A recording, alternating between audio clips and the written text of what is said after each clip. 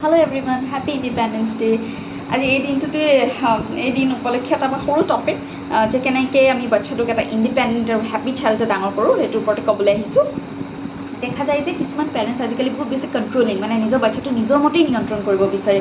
বাট তেনেকুৱা হ'লে বাচ্চাটোৰ কিছুমান জীৱনৰ কৌশল, যেনেকৈ বাচ্চাটোৱে কিবা এটা ভাবি পেলাই ডিচিশ্যন লোৱা বা বাচ্চাটোৱে নিজৰ মনোভাৱটো খোলাকৈ প্ৰকাশ কৰা, এই লিডাৰশ্বিপ স্কিলছেই হওক বা ধৰক দয়া মমতা মৰম স্নেহ এইবিলাক বস্তু ক'ৰবাত নহয় ক'ৰবাত দব খাই যায় আৰু বাচ্চাটোৱে একদম চব বস্তুৰ কাৰণে মাক বাপেকৰ ওপৰতে নিৰ্ভৰ কৰি পেলায়।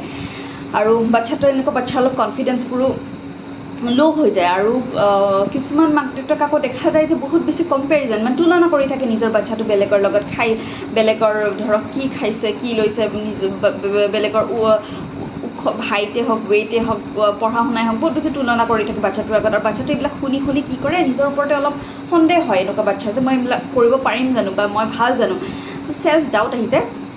গতিকে মাক দেউতাকে ইমান বাচ্ছা লৈ পেলাই এইবিলাক লৈ পেলাই নিজৰ আশা প্ৰত্যাশাবোৰ অলপ ফ্লেক্সিবল ৰাখিব লাগে। একদম ফিক্স নহয় যে এনেকুৱাই হ'ব লাগিব বুলি কথা নাই, চব বাচ্ছা ইউনিক, চ' নিজৰ মতেই ডেভেলপমেণ্টবোৰ হ'ব।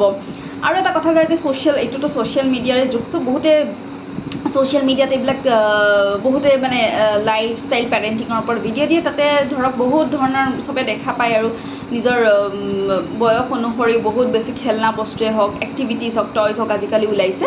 তো কিছুমানে দিব পৰা নাই, ধৰক কাৰোবাৰ মিছ হৈ গৈছে, তো তেনেকুৱা টেনশ্যন হৈ গৈছে কি নিদিলে কি মোৰ বাচ্ছাটোৰ ডেভেলপমেণ্ট নহ'ব নেকি, তেনেকুৱা কোনো কথা নাই। নিজৰ ইমান সেইটো লৈ টেনশ্যন ল'বলগীয়া কথা নাই। বহুত পুৰণি যুগততো এনেকুৱা নাছিল বা আমিওতো ইমান পাই অহা নাছিলোঁ।